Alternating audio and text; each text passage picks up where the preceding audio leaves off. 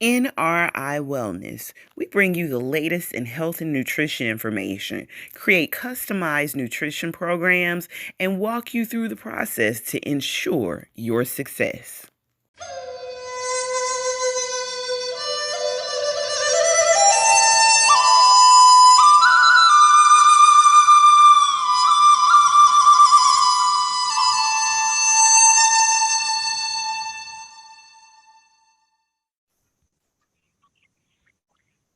Good morning, good afternoon, good evening, good night, wherever you are in the world. Welcome to the 10 Dimensions of Wellness. I am your host, the owner of NRI Wellness, Chef Cammie Red, and I'm excited about another podcast host that we have today. Our guest today is Dr. Gail.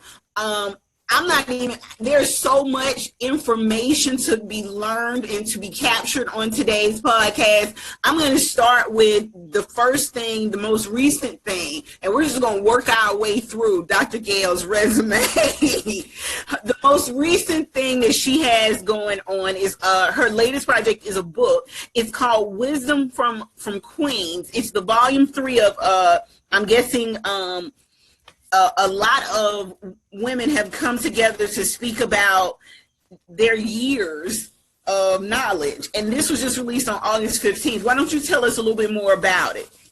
Hello. Thank you, Cammie, for having me. Yes, I'm excited. My latest project is co-author of a book, Wisdom from Queens, Volume 3. And the reason I'm excited is that I am, and you can't see it, but I'm 65 years young. And Wisdom from Queens this is the third in the series, a young lady by the name of Melinda Rackley. And I want to give a shout out to Melinda. Each year she selects 5 women to write a chapter in a book. And each year it's a different theme. The first year was relationship revelations. Last year was single moms writing, and the theme was letters for our daughters and lessons for our daughters and letters to our sons. And this year she selected women, given everything that we're seeing now, who had lived some experiences. And so 5 of us were selected. And the theme this year was choices, challenges, and change. And so that's powerful. Yes. Choices, challenges, and change. And so we each wrote a chapter about the challenges we've had in our life and how we approached, prevailed, maneuvered to still have successful careers.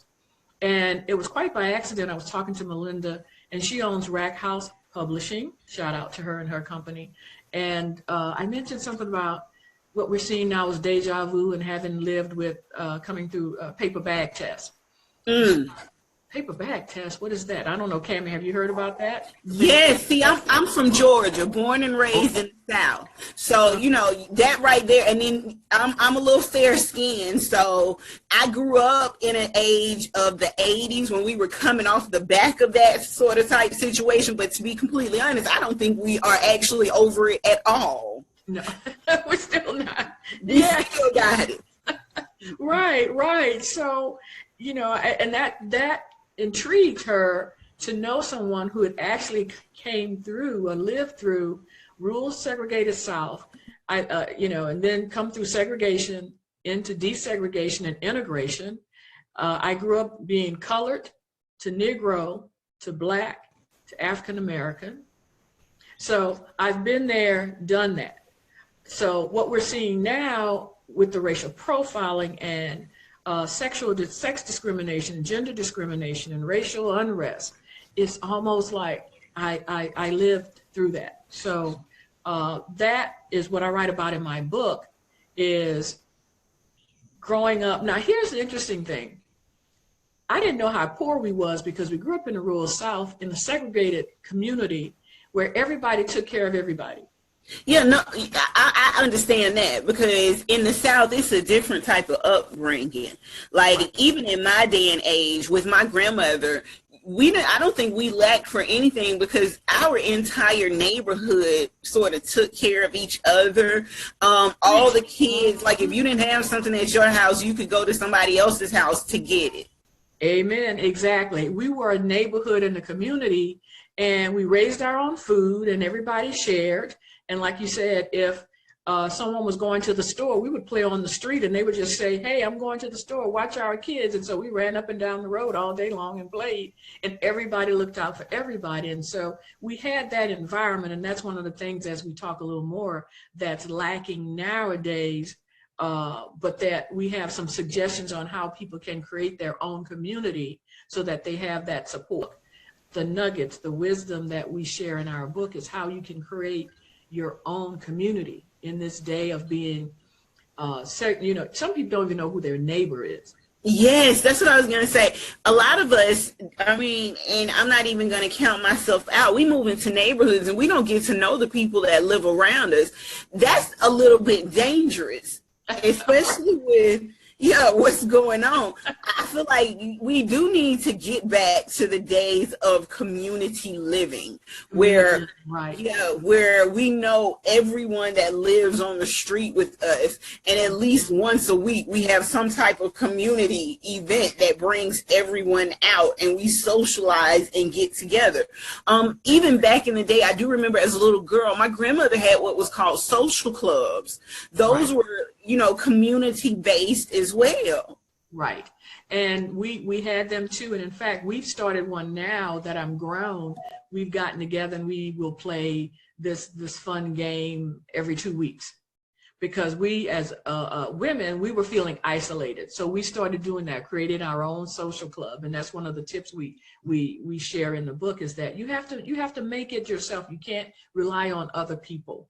You have to recognize what your needs are. Yeah, absolutely. Now, I want to talk about the book more, and we'll wrap up at the end with a little bit more information about the book. But let's talk about you, Dr. Gail. Let's talk about your wisdom, your experience. Tell everybody just a little bit personally about you, where you come from, your background in health and wellness, your background in the Army, all the things you've seen over your lifespan. Share that wisdom with us. Well, and it's interesting. I'll tell everybody, you all have a story, because I didn't think I had a story. I was this little colored girl from rural South Louisiana, dark skin, back then they said nappy hair, but, natural hair. And I was always a book smart. Now I'm from Louisiana, but I cannot cook. But if it was a book, I was an avid Wait a minute. reader. Wait a minute. Oh, wait a minute. I know people are always asking me, can you make some info? And I'm like, wait a minute. This is a first. No, you know what? No, it's not. I got a girlfriend that I've been friends with for almost 20 years. She's from Louisiana too. She can cook, but she can't cook. She can do, like she can throw some chicken on the George Foreman grill, some stuff like that. Yeah. but she ain't making no gumbo and no etouffee. She not doing any of that. No, because from about the age of 12 or so, I was always an avid reader, and my first job was in the library. So, I would leave school and then go to the library. So I was this avid reader, while my other sisters and brothers would be home and around my mom, and they would assist with making dinner and stuff. Well, by the time I got from working in the library, dinner was ready. And then I graduated and went on to college. So I was never learned to cook. And then my brain is, because in Louisiana, they say take a little pinch of this, a little bit of that. What is a little bit? What is a pinch? I'm an exact science person, this math person. Is that a spoon or two? And you just let it cook. And so I was never able I never learned to cook. So the joke in my family, however, is through the years, I'm known for my hors d'oeuvres and my gourmet punch. That's my contribution to it. And my brother, grandson Dean, said gourmet punch because I'll take apple juice and add some Sprite and some pineapple slices, and so that's my gourmet. That's okay. But listen, it's a recipe. You put it together. Okay, you created. That's your gourmet punch. Okay, that's your signature juice. Okay, so at your events, make sure when they say, what are we serving, have your signature juice in a little champagne glass. Yes. Say, this is my signature juice, okay? So my family would always say, if we were at somebody's house and they'd say, okay, now you're done, get out of the way so we can come in and cook. So my sisters, Glenda and Carlotta, they come up with some recipes, so they're the creative ones. So I grew up in that environment where I was right on the cusp, because at 8th grade, it was a segregated community, so you go to an all-black elementary school, and then you go to the all-black high school. Well, this in '64, when the Civil Rights Act came along, and the movement to desegregate at that time, our 8th grade class, instead of going to the high school, we were bused to the all-white high school.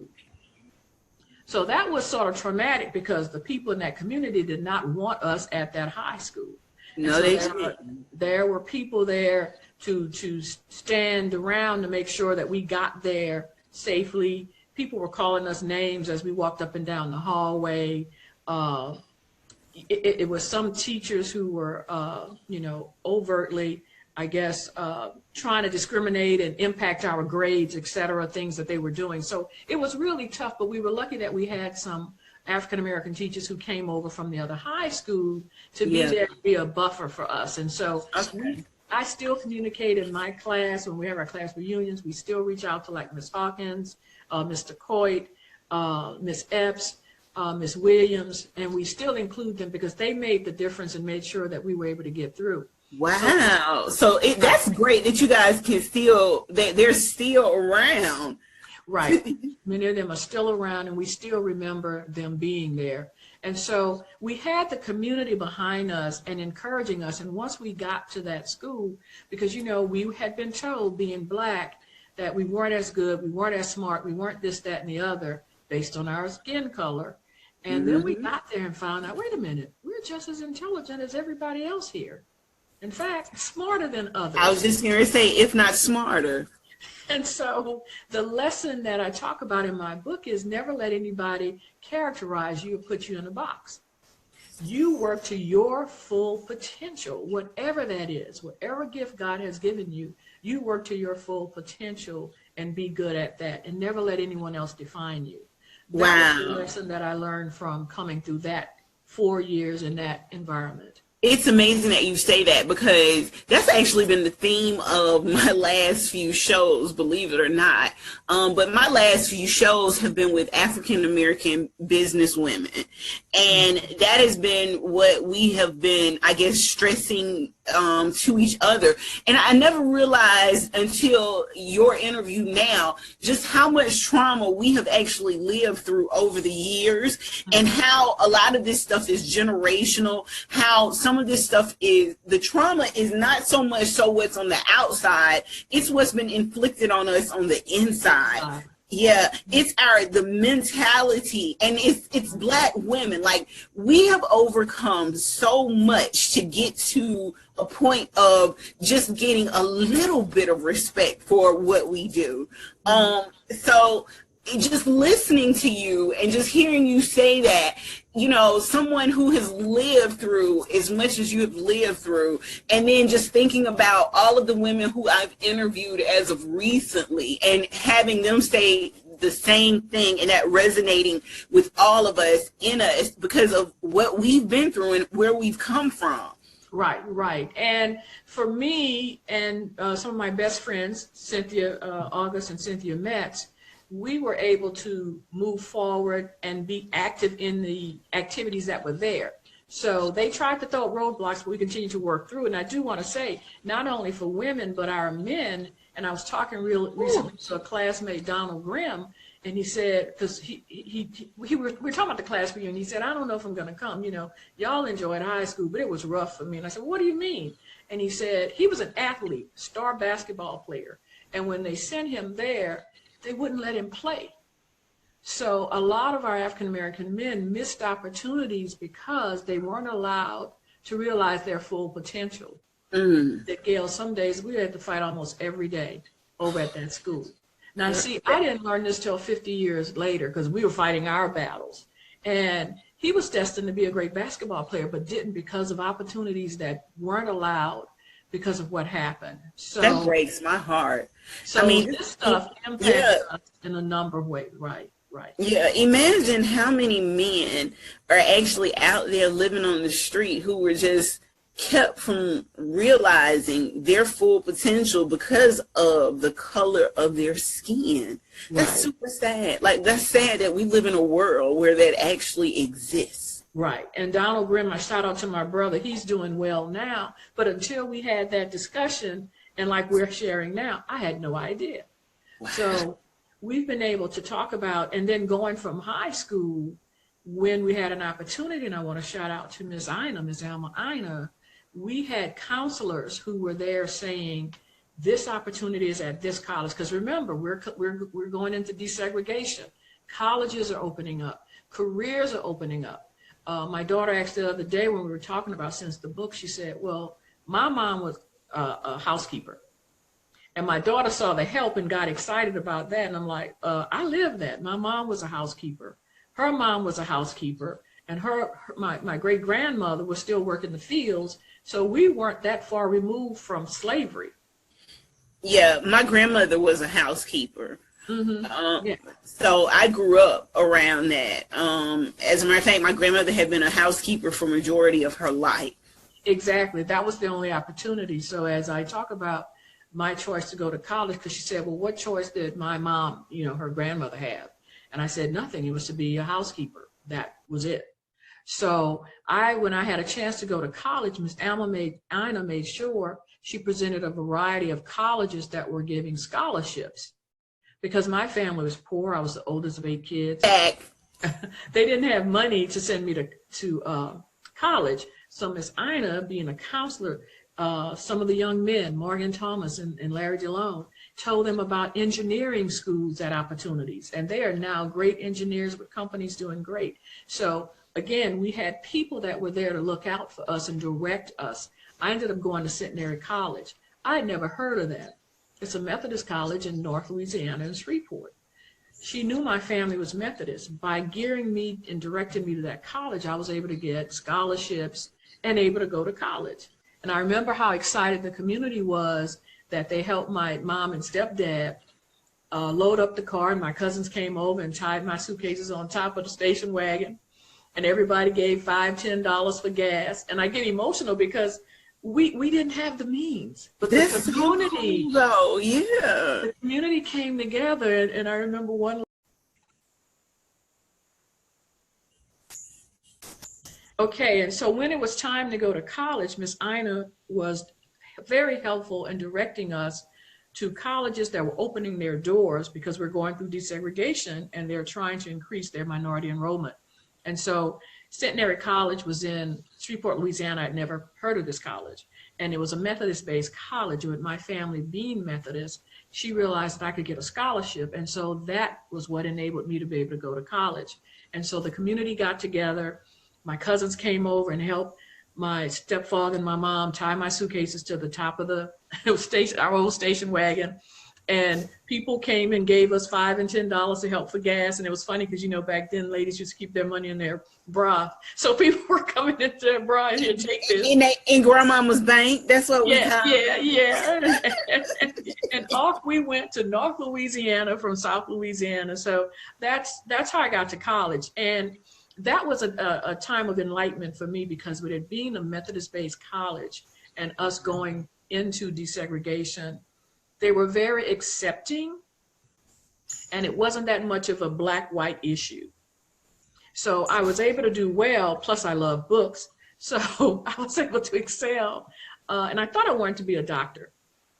But then when I realized, and I did a couple of practicums, and I'm like, I don't really want to do this. I was really more pulled towards the social side of being, and so I majored in, I changed from biology and majored in sociology.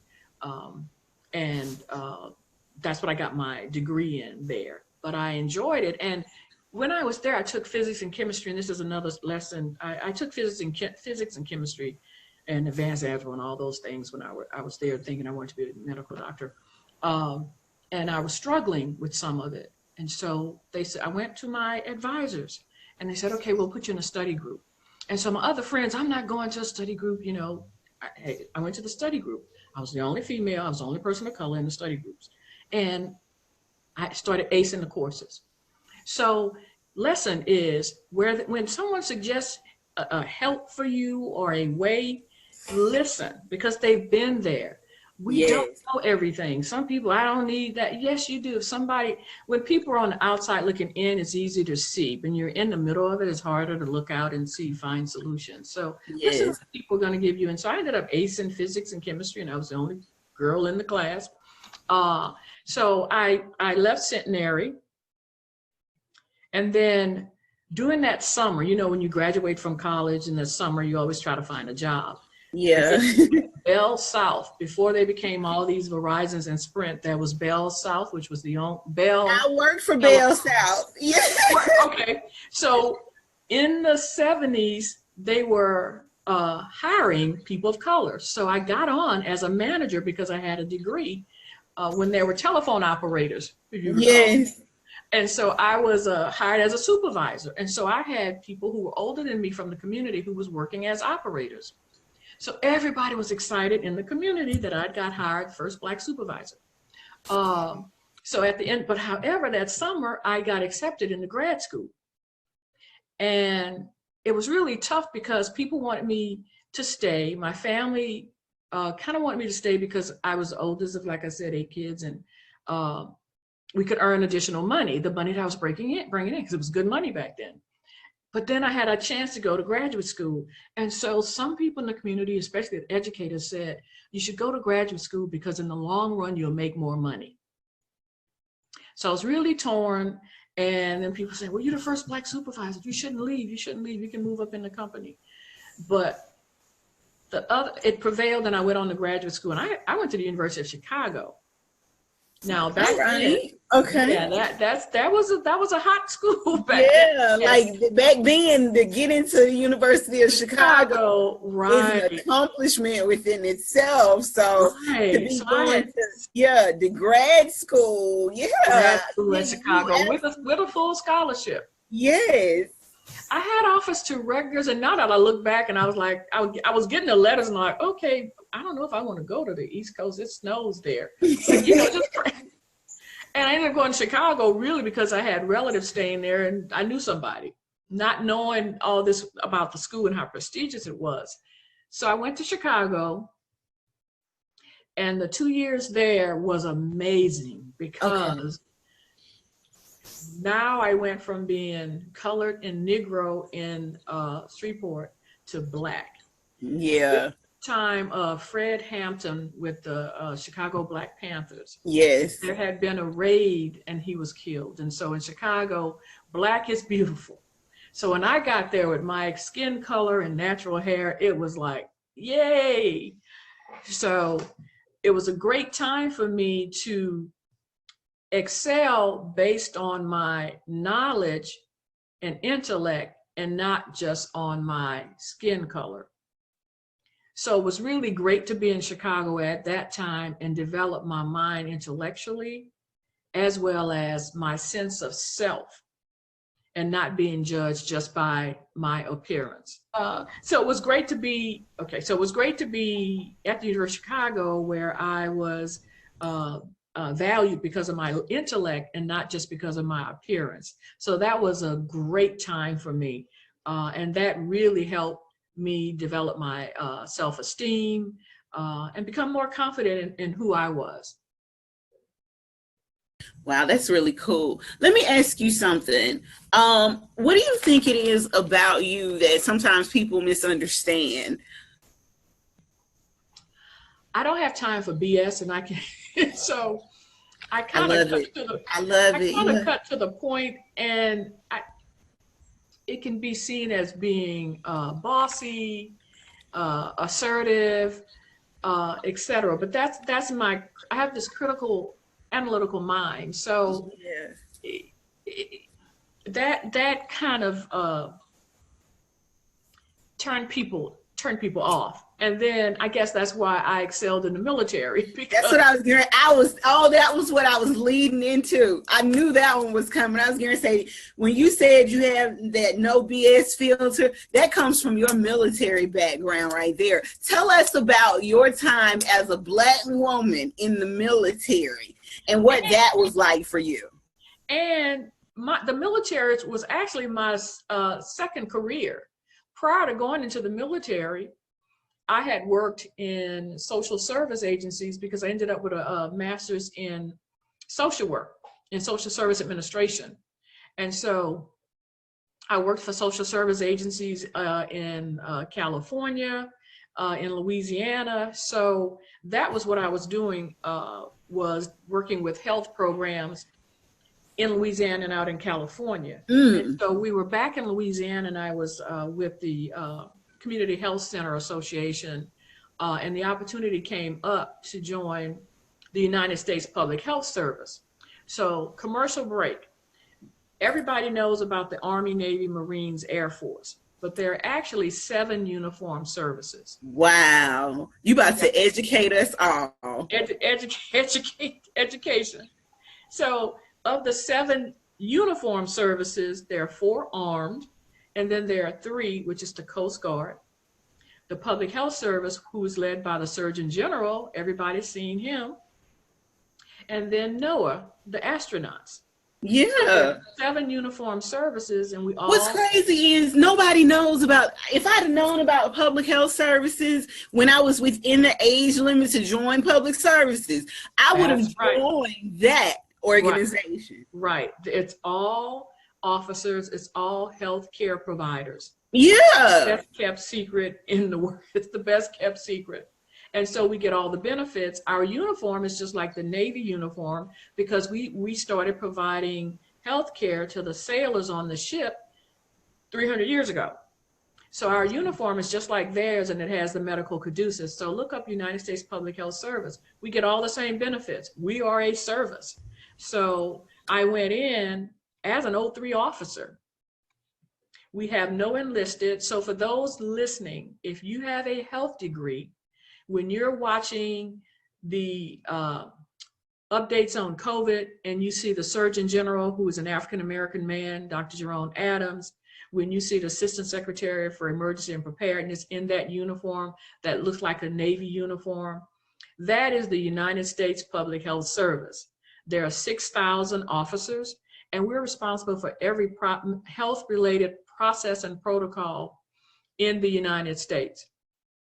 So anything that has to do with health, someone from the Public Health Service has something to do with it. Wow. See, you see how you just dropped these little nuggets of information and nobody knew, like, not saying that this isn't stuff they teach in school. When they come in to have our kids do the ASVAB exams and all of that, they don't speak about a public health service. They focus on the 4 armed services. Yeah. And right. We don't even do the ASVAB. You come in with your degree. See? So that's information that should actually be readily available to people, that once you get a degree in anything in a health related field, there is an opportunity for you to join an service portion of the United States government that does not have anything to do with being armed. Without being armed. We sat behind a desk. We sat behind a desk, and we're responsible. During my lifetime, I look back, I was responsible for $1 billion in grants and contracts, sitting behind a desk. And so my family, who were in the other branches, teased me because I've had 4 joints replaced. They're like, you sat behind a desk in DC. How did you, was it like you were running through the mountains of Afghanistan or anything? Listen, sitting down actually puts a lot of wear and tear on your joints as well. I'm learning that. Yeah. It's the wrist, it's the knees, it's the hip joint, all of that. That's what I've had replaced. See, look, I called it out. You called it out, from sitting. Yes. So United States Public Health Service.gov, there's kind of sort of a freeze right now, but check it out. If you're coming through with a bachelor's in nursing or master's in social work, dietitian, bioengineering. Check it out because it's a great career. We get all the benefits and we sit behind a desk. Now, Yeah. we do deploy. For instance, we deploy to provide higher level services. And with COVID going on right now, public health service officers will be deployed to provide, for instance, since I'm in the social work category, they deploy to provide mental health services to the frontline people who are working So and who need a respite. it We don't do direct service. yeah, it would be you all would be deployed as I guess a part of the National Guard, sort of like. No, we're National Guard is state. We're federal. We're Oh no, service. so they would send you guys out when they go to war or just here within the state? Yeah, we're only CONUS. This is another good thing about our service. We never deploy anywhere else. We're only here in the U.S. Yes. And social workers, some of my colleagues got deployed to Arizona. Okay. They serve as social workers providing mental health services to doctors and nurses. Okay, yeah, that's what I was getting to. So yes, so like during this COVID crisis, you guys were deployed to all over the United States to provide services for our frontline workers. Right, we provide care to the frontline workers. We're not doing direct services. Every now and then you may have, but most of the time we are in a technical consultation type of position. So that's the nice thing about it, is that when you're working in a public health service, you may be responsible for a $100 million grant to provide maternal and child health services to kids under 2. Okay, so you guys are the people that we write our grant proposals to. Yes, yes. The money, so the money comes from Congress. We develop what the program should look at in requirements. We send it out, and then we get a panel of experts in that field. So again, we're supervisors. We're supervising that panel review, which is usually a contractor that we're supervising who gets the people to review your grants.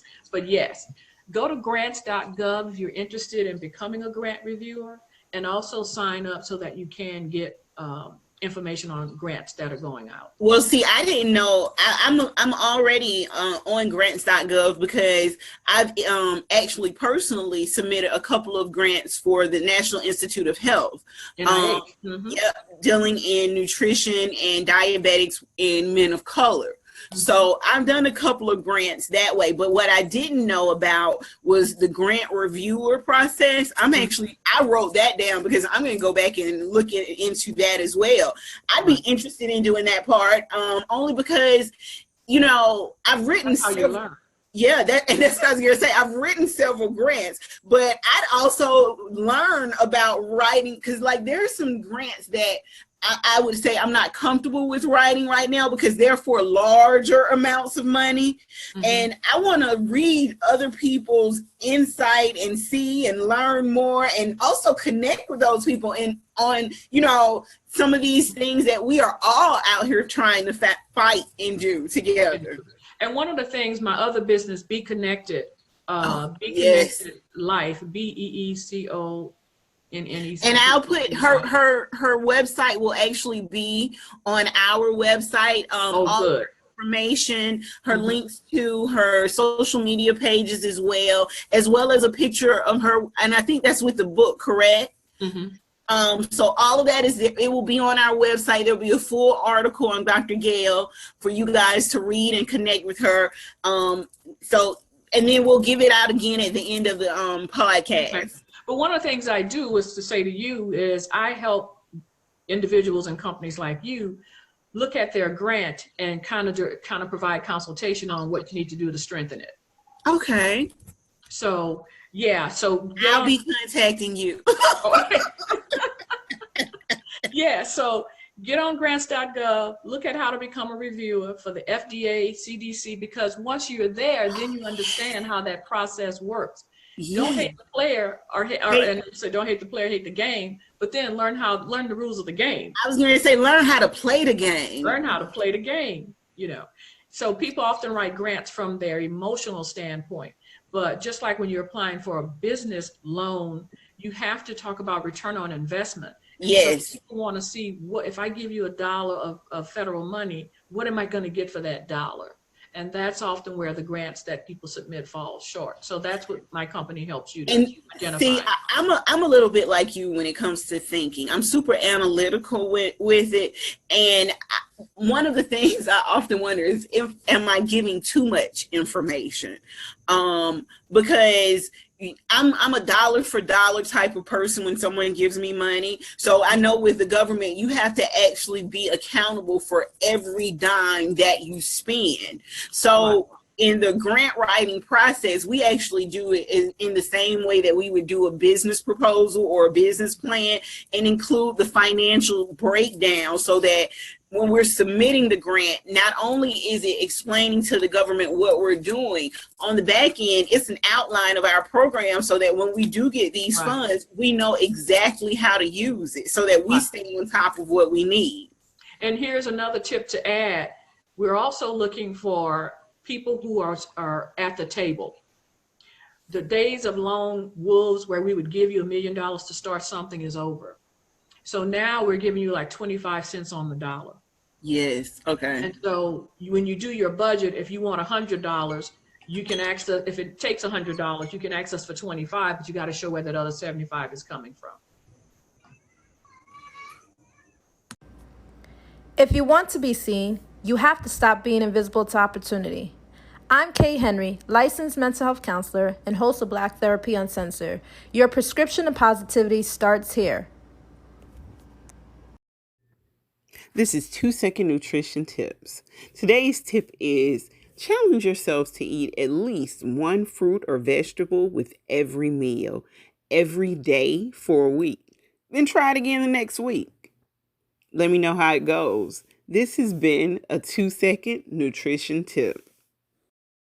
NRI Wellness brings you the latest health and nutrition information, creates customized nutrition programs, and walks you through the process to ensure your success.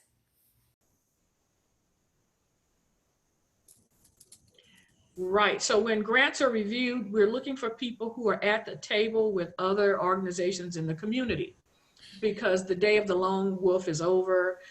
Very rarely, and I shouldn't say never, will anyone give you $1 million just to start an organization, because they want to see some type of track record, et cetera. Yeah. And that's easy to do with you having your meetings with your community. In your needs assessment, you're going to find out who's out there, because you don't want to reinvent the wheel. Yeah. So always look to see if you have an idea, because most of the time people are starting organizations, especially nonprofits, from their heart, because it's something they're passionate about. But you have to make sure that it's not already being done. And if it's being done, what you can do to contribute that's different, to take what's being done at point A to point B. Yes, I can attest to that. I can give an example. We started, the first grant that we did was the eradication of type 2 diabetes in men of color.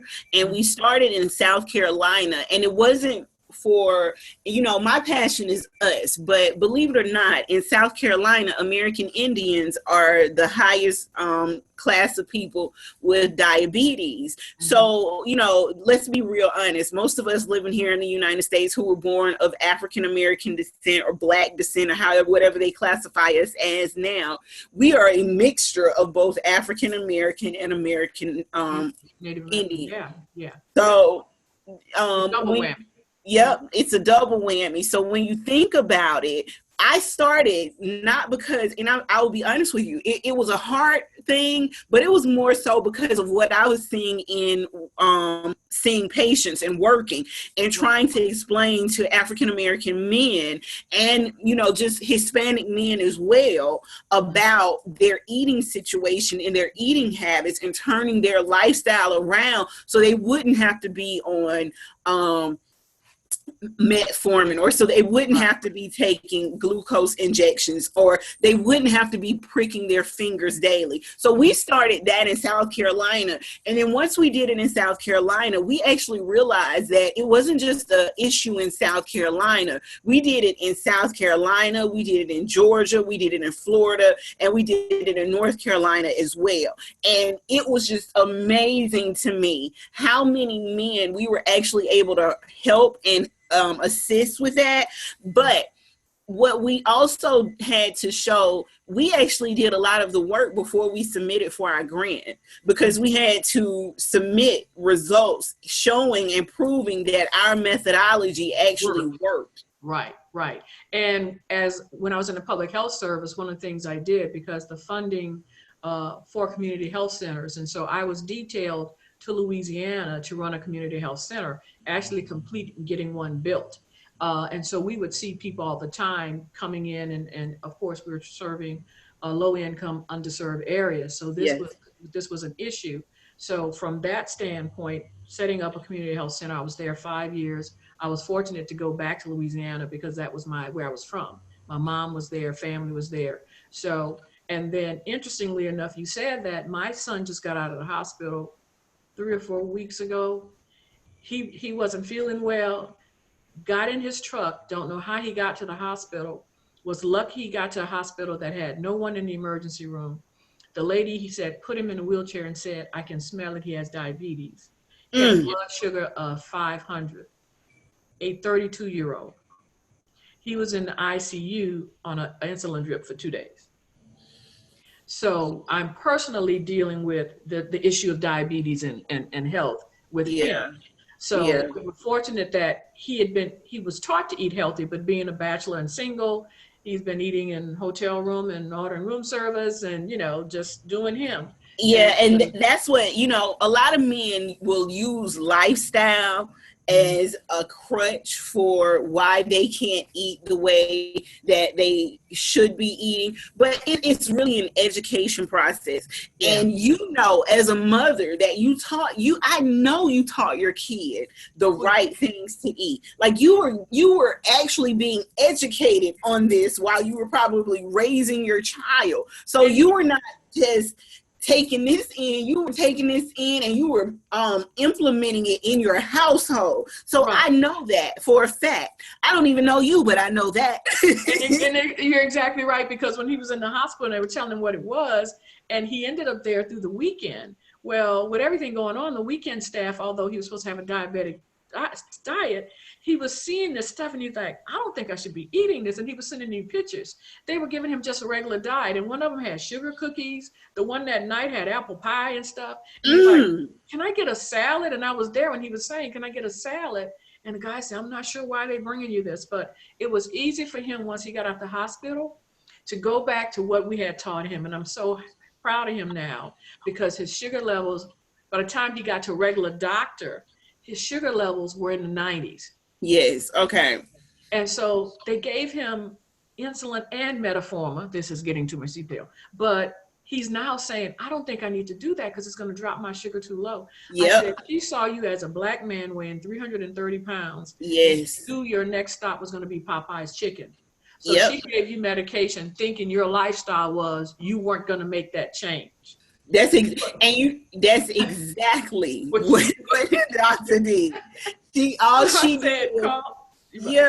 assumed because you were in this position, and that because she had seen many others like this and probably had seen them repeatedly in their office back. Yeah. Right. So she assumed. She said, call the nurse, tell them where you are, what's happening. But and they'll make that change. So that's just to not to get off on this is, believe it or not, this is all important information, because there are people out there who do not understand how important your health really is. They don't grasp, they can't grasp the mind body connection. They don't understand that what we eat, you can't just give your body food. You actually have to give your body nutrients. You have to give your body things that are going to provide energy to your body, help you maintain, thrive, and keep going. and I'm gonna say this, and not to disclose, but a week after Dean was in, someone we know very close to us ended up in a hospital, 45-year-old, blood sugar of 1,000. And has since lost both legs. To your listening audience, this is serious. There are young people. It's not about age. It's young people and I could tell you several other people I know, their kids, 30, 35, have been diagnosed with diabetes and on insulin. And to have this young man lose both limbs at that age. So listen to what Cammie is saying. You've got to make, that switch and that choice. Choices, challenges, and change. Yes, like people have to understand it's the choices that you make with your lifestyle. You have to challenge yourself to be better, and you got to be willing to make that change. Real simple. Willing to make the change. And for me, if you get somebody, and here's another nugget, and you know this from what you do, get somebody who can be in your corner. I finally got a health, because with all of my aches and pains, I got a life health coach in January, because even though, do as I say, not as I do, I was still, eating, and I needed to get some of this weight off to take some of the pressure off my knees so that I would not have to have a fifth joint replacement. And so I still eat everything. I still can have a Popeye's chicken sandwich, but I don't have it with all the sides, and I don't eat from Burger King that day, and I make sure I have a salad or something else to balance it out. It's moderation. It's moderation. I teach that to my patients and to my clients. And, even though I might have a plant-based lifestyle, I don't come at them from that perspective. I meet you where you are in life, because if I try to force you to do something, you're going to fail. I don't even you get those patients that are gung-ho about doing it. I'm the same way with them. It's not a fast thing. This isn't a race. You didn't get this way overnight, so it's not going to change overnight. If I allow you to push yourself too hard, then what's going to happen is, when you get those cravings and when you get those withdrawals, then you're going to want to eat more than you did before. Right. Because I never would have thought, and it was gradual, and that's the thing I liked about having a health coach. It was a gradual change, and not all of this sudden give up meat, give up dairy. Because I talked to a couple of coaches before I found the one that I used, and they started right in on, you got to change what you eat. Well, that I know, but what are some of my triggers? How can I do this, by changing just an afternoon snack, increasing what I was doing. I never thought I'd gone from eating now something called Just Eggs, which is a plant-based egg. Yep, I know what Just Eggs are. You could not have told me this 6 months ago. No, believe it or not, most of us, and I'm going to say it like this, African Americans have a lot of emotional triggers around food. We have been told, clean your plate, be thankful for what you have, because there are kids in Africa who don't have that. You have to eat everything. Oh my God, look at how much food you have on your plate. These are the things that we grow up hearing, not understanding that these are emotional triggers. Not to disclose, but I actually had a girl, I was on her podcast, and she was talking to me, and she said that, as a young girl, her parents had said something to her one time about what was on her plate. And she didn't realize until she was older that she didn't like to eat in front of people.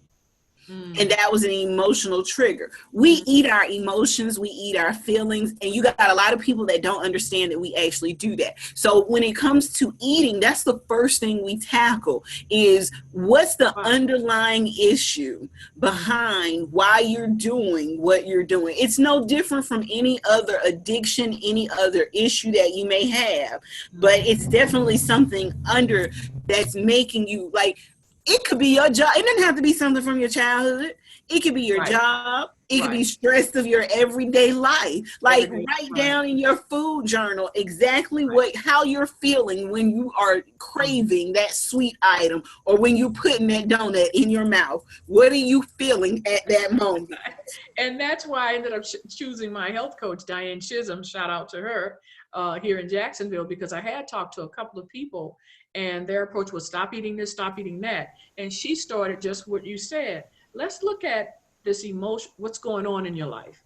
Well, Why Diane eat? sounds like What somebody I'm going to like. So you might want to give her my info and tell her I want to have her on my show too. I will. She was just as calm, and it was 3 months before we started even this eating stuff. It was weekly, it was talking through as to what was going on. And so that was a big help. So in fact, now I'm doing a master cleanse. Go ahead now. Look at you. Who would have thought 6 months ago you'd have told me I would do this? So got through the public health service, retired in 2013. So got through and now here's another thing about the public health service. They're really big on people and what you know. Okay. In health professions, because with all the joints that I've had replaced, when I talk to people in the other services, they go, if you had one joint replaced in the Army, you would be medically discharged, Yeah. But with the public health service, to us, they say, as long as you're good from the neck up. Yeah, because it's not about your physical activity. As long as your brain works. Yeah. As long as your brain is functional, you should be fine. Yes. When I got out and went to the VA to apply for my disability check, and I had this whole list of things, it took a while, it took years, because they couldn't figure out, was she really in the military with all of these issues that we now have to pay, because, joint replacements and this, that, and the other. Yeah, so, they like, what did you do in the military, and why weren't you discharged years ago? Why are we just now having to pay for this? Exactly. In fact, they still didn't want me to go. I was on 5 years temporary release from the military, temporary medical. They said they wouldn't letting you go. You were too good of an asset for the government to give up. 5 years. And at the end of 5 years, which was 2018, I thought, okay, well, it'll be permanent, medical discharge. And do you know, when I called in, she said, oh yeah, we were just about to call you to prepare your paperwork to come back. And this was for 2017. I don't like paperwork to come back. Do you know how old I am and all my issues? She said, as long as you're good from the neck up, you can roll yourself in here. So I had to get my doctors, and they look at my paperwork to say that I was not able to be deployed. Okay. So that's how I ended up. I just got separated in 2018 from the military. They wanted for me to come back. No, see, okay, now the public health, they gonna work you for the rest of your life then. That's what they telling you. In fact, people who were due to retire this year, they canceled those retirements, and if you retired in the last 6 months, you get pulled back in. So you're not going anywhere. So, no. Okay. But retiring in 2013, that's when I came out and I started my business, Be Connected. You'll find out more about that. And I used the bee because a bee, was not supposed to be able to fly because his wings are so small. Yes. So that became so symbolic to me that what I was able to accomplish during my career. I mean, I worked for a United States Senator. I've worked in the highest levels when I was in the public health service. I worked in the Office of the Secretary of Defense, in the Office of Health Affairs. I worked in the Office of the Secretary of Health in their Emergency Preparedness Department. So I traveled to China in 2000 as a delegation with other women. This is when China had favorite nation status, I guess you would kind of say so. But I had a chance to visit China, and that was important in my life because while in China, we got to visit the terracotta warriors. And if you remember, there are things there that are 4,000 and 5,000 years older than Christ. And so you're looking at this stuff, and it made me realize that we are only here, and to all your listeners, for a finite period of time. Yes. Don't waste time being unhappy and negative. Look at the glass as not half empty, but it's half full. So one of the things I talk about in my book is you take that negativity and turn it into a positive. Being angry and upset impacts you two ways, psychologically and physiologically. Because if you think about when you're angry and upset, your blood pressure's up, your heart is pumping, So if you would just, and it's hard, I'm not saying you won't ever do it again, but if you can take that energy and say, you know what, I'm not going to let that person or this situation ever do this or put me in this situation again. How can I learn from this and turn it around? So take that negativity, take the things that have happened in your life and turn them into a positive, because we're only on this earth. If you see, the 6-year-old that died from COVID, the 9-year-old that died from COVID, people dying in car crashes, etc. Make the most of your finite, because 4,000 years from now, people will look back and say, well, what did that person do in their lifetime? Did you know that the average person carries around 5 to 20 pounds of fecal matter in their intestines, depending on their diet? Some people are walking around feeling sluggish, constipated, unable to lose weight, skin issues, and allergies, all because of the toxins that are in their intestines. Listen, life gives us enough battles to fight. Your health shouldn't be one of those. If you change your mindset on how you actually view food, you will never have to worry about your health or weight again. I'm Ashley, owner of She Loves Wellness. I help people transition into a healthy lifestyle. I offer tips, recipe, and supplement kits to jumpstart your lifestyle change. Visit me on Facebook and IG at She Loves Wellness for your product information and samples. Don't forget, it's not a diet, it's a lifestyle change.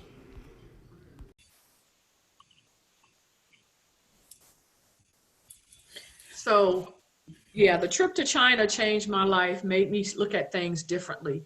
One of the things we talk about in the book, once I got out of the military and retired and I started my businesses, was I wanted to, my logo is the be connected. Yes.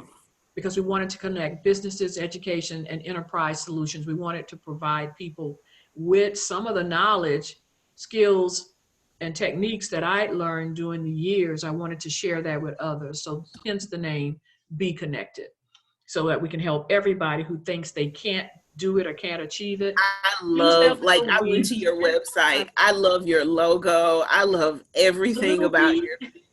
Yeah, like I'm really big into nature, so bees and sunflowers and things like that really speak to me. So when I saw that, because when I first saw your interview questionnaire and it said "Be Connected," I was like, oh, I want to know what that means. Right. Yeah. And then when I went on there, I said, oh, you know what? I'm going to be utilizing some of her services.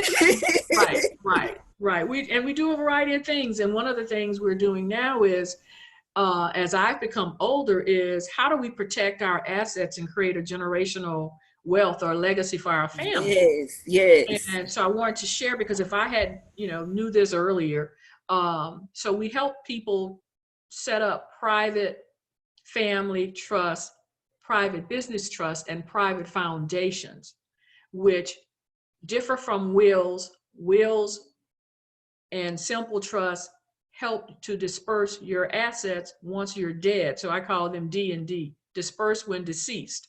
And we show people how to use and set up a complex trust, which is how you can put your assets into your trust. You can control your assets now while you're living, and set them up and structure them so that they continue to produce wealth for your children and your children's children. So that's what we're now doing with Be Connected. See, we have to get more into passing that type of information down generation after generation, so that we put our families and ourselves in a position to where we set up actual, trust for our entire family. It's not a situation of setting up a GoFundMe for a funeral. It's a situation of, when you turn 18, this is the amount of money that is going to be allotted to you for a future. Yeah. Right. And so it's putting your money in the correct tax position. See, they don't talk about this in school. They don't teach us this. And our educational system is set up so that we will always be worker bees and W-2ers. Yes, no, we're not going to be worker bees. We're all queen bees. And so Be Connected. I want to get the word out, because the company that I found this out from usually work with companies or individuals who have 10 million in assets and above. And I'm like, but wait a minute, what about us, the other people working in schools and Walmarts, et cetera? We need this information too. Information. So we've come up with a way that on Be Connected, and you'll get the information. You set up the appointment, and we do, the interview with you and see what your needs are, and then we structure something to help your family. One of the things Nelson Rockefeller said: own nothing and control everything. Now, Yes. we've been taught all our life to own stuff. We were told that we needed to own a house. We need to own a car. We need to own everything. Everything needs to be in our name. Right. And here's the thing. Liability follows title. So if it's in your name, you can be taxed on it, and it can be taken away. So the reason the Rockefellers and the Gates and the et cetera are where they are is that everything has been moved to their trust. Bill Gates owns nothing. So when they say he's a billionaire, no, he's not. He controls billions, but he doesn't own anything. You have never heard anybody suing him lately. When he first started out, he was always getting sued, and the IRS is behind him. Well, they can't sue nobody who don't have anything. That's right. Put everything in your trust. So I set up my private family trust, and I put my life insurance policies and other assets into that trust so that it would be there for my daughter and son who my successor trustees, and then my grandkids. So that's one of the things, I want to educate people about, is how to protect your assets and structure your legacy. Now, do you do workshops and classes? How do you set up services with Be Connected? Is it a one-on-one coaching program? It's a one-on-one. If you go to the site, you set up an appointment. It's very easy now. Set up an appointment, and I'll do a Zoom call with you. There's some information that you sent to educate you about what a trust is, how it differs from a will, how it differs from a simple trust, what's a grantor, what's a creator, what you can and cannot put into your trust, and how it works. Usually we're used to seeing the 1040, but when you have a trust, you fill out the 1041. See, they don't teach us about that. So those are the things that we talk about. So if you go to Be Connected, you can set up an appointment, and it's a free consultation that we do with you on that call. So that's how you get started, and we do the education piece. Yes. Okay, and then what else do you guys do over at Be Connected? I know you set up with financials. Do you help people with business formation, or do you connect other businesses with each other so that they can actually, support and assist each other as well? Correct. One of the things we do, that once you come to us, if you're not at the point where you have an LLC or corporation that is ready for a business trust, but you're saying, I have a business idea, we have a program called Executive Leadership Mentoring Services, which is just starting, because that's what we found, was that people were coming to us. They may have been running a little business, but it didn't have the right formation. It wasn't legal set up correctly. So we're now providing them with this education piece on how to get yourself structured properly, so that you can then set up your trust. Because what happens if you're an LLC, you make your trust a member and you put your income to the trust, rather than the money sitting in your LLC and somebody comes and sues you and take everything. So yes, we help those who are ready, and we have people along the spectrum from just starting out to ready to set up a business trust, family trust, and 2 foundations. But we're here to help, and I'm here, and I want to help the everyday people, because that's what I am. I'm everyday people.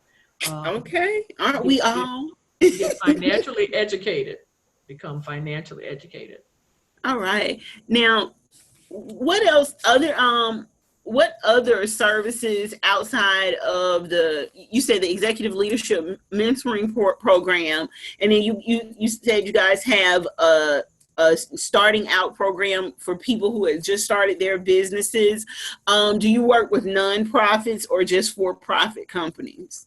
We do both. And I used to do a training on nonprofits for people who, again, coming from the government sector, there are a lot of people who say, I want to set up a nonprofit.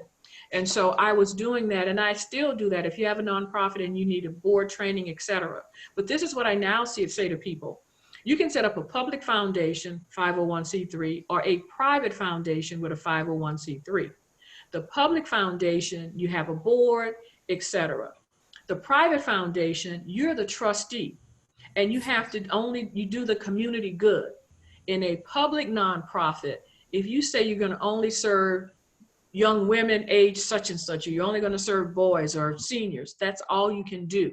And the decision making is done by your board. If you set up a private foundation, you are the trustee, you make the decisions, you can serve women today, men tomorrow, children the day after, as long as it's the community good.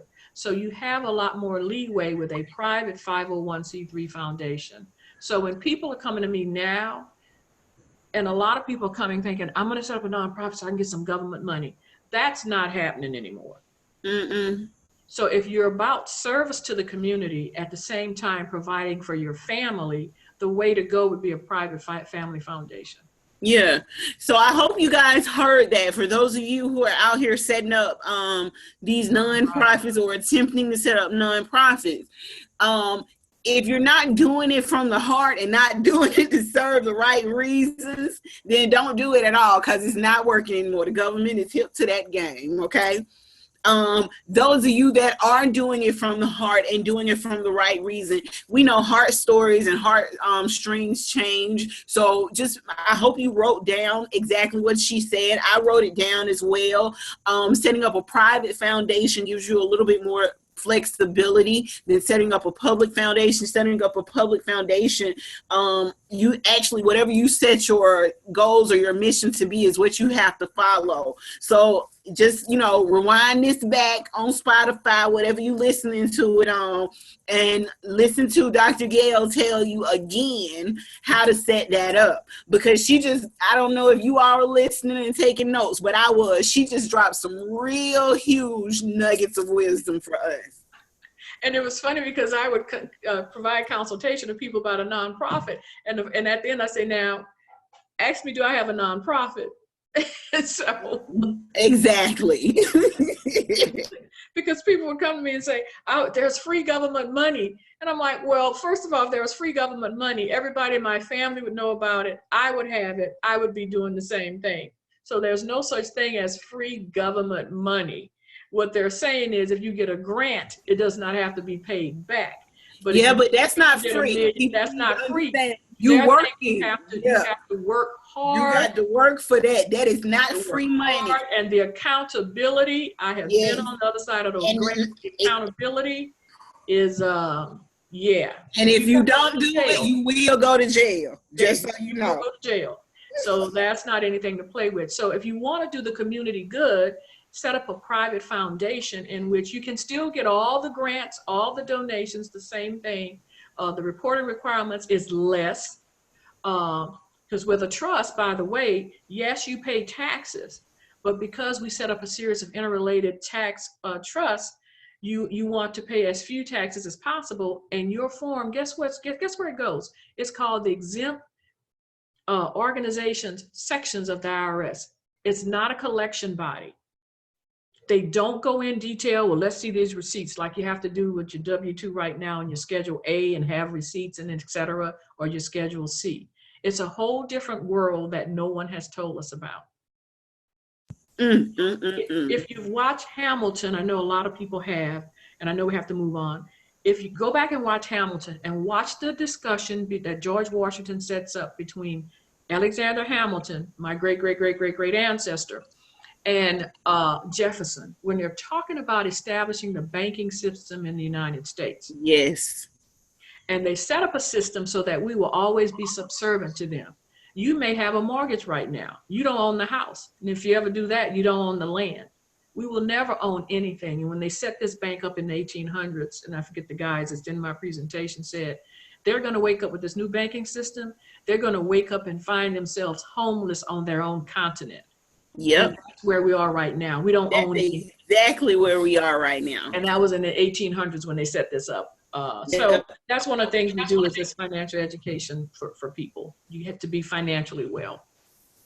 Wow. Well, I want to wrap up my interview today with Dr. Gail, and I want to ask you just a few more questions. I want to know, what do you wish you'd known 10 years ago that you actually know now? To listen to people who was trying to provide me directions, because people will provide you advice and we don't always take it. We think they have an ulterior motive. And one of the things in mentoring and in lessons is find someone who's 10, 15, 20 years older than you to be a mentee, because they've been there, done that. They're at the position you are trying to make a decision, and they've already been down that road. So listen to them. And I know a lot of people, especially people don't want to listen to their parents, but find someone who's been down that road or where you want to go and ask them their story, because they can tell you, my road wasn't easy. I made some missteps, but I learned from them. So that's what I would tell myself.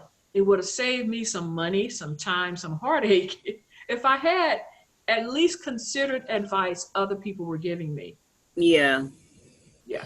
That's a good idea, because I probably need to take that up myself. No.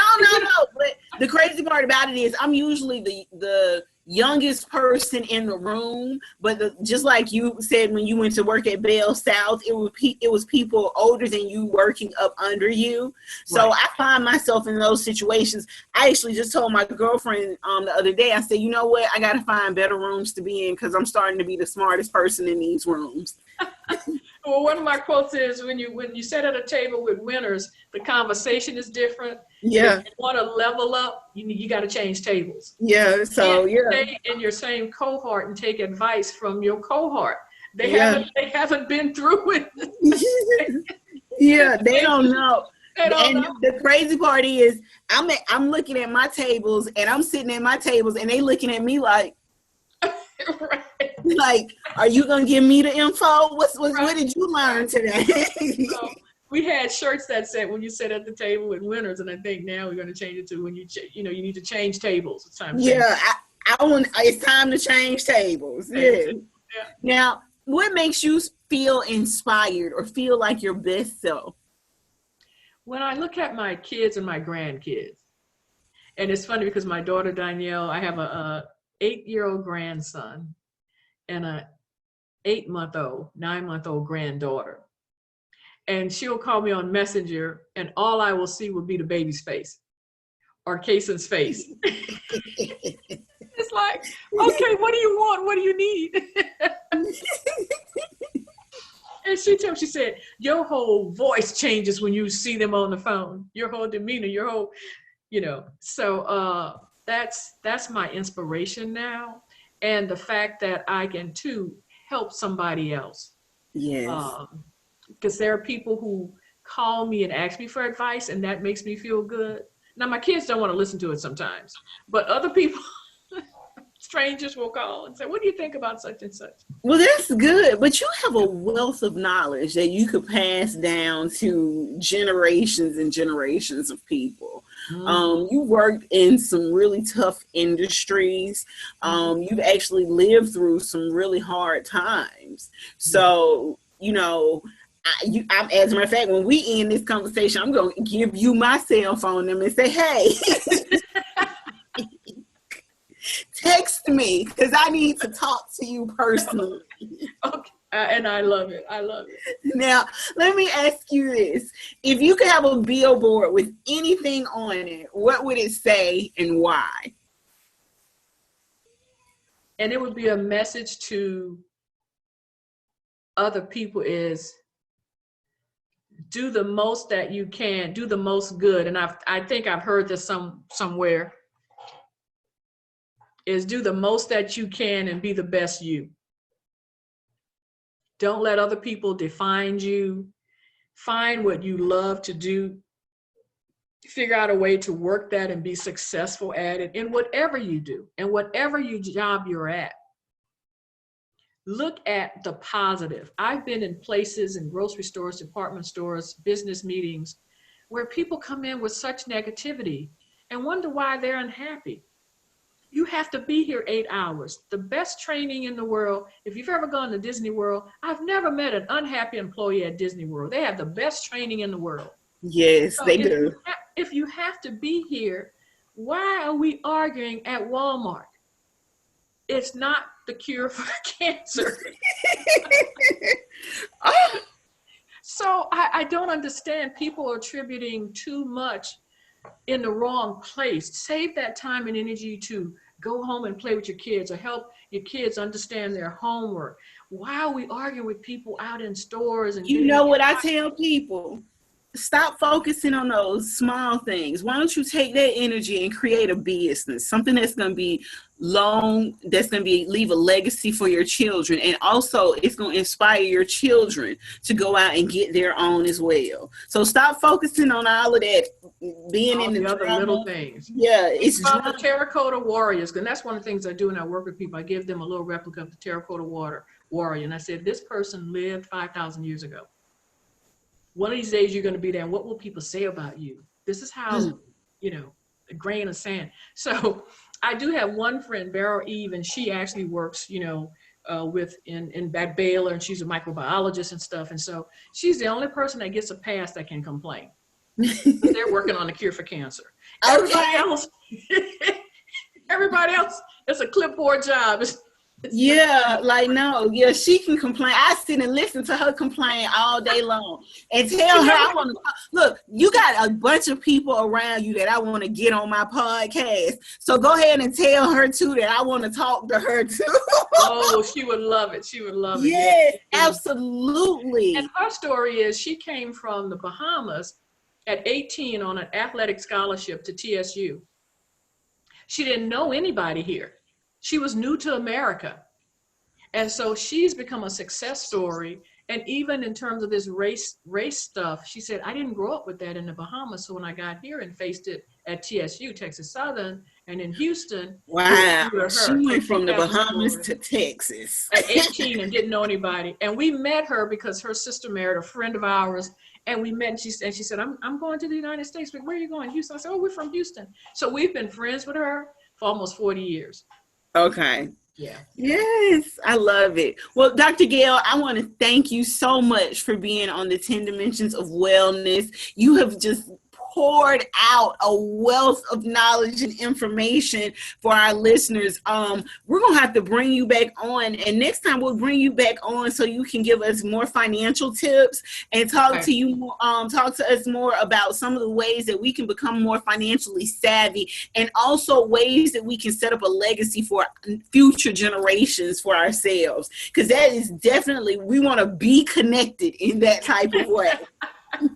Yes, and if I seem to be all over the place, it was like I was trying to cram everything in. So no, this is awesome. Like, I'm in love with your entire journey, your story. I am so grateful that you were on today's show. Now, guys, you can hear our show on Spotify, Pandora, iHeartRadio, Apple Podcasts, Google Podcasts. We are everywhere, and you can also check out our YouTube channel, NRI Wellness. And don't forget to log on to our website, nriwellness.com, where we post articles about our guests. And we also post all of their links and information, as well as a link to the show so that you guys can contact them, listen to the show again. And I promise you, the article has absolutely nothing to do with the show. So what you heard on today's show is different from the article. So make sure you check out the article too, because there are nuggets and tidbits in there as well. So again, thank you for joining us on the 10 Dimensions of Wellness, and you guys have a great night.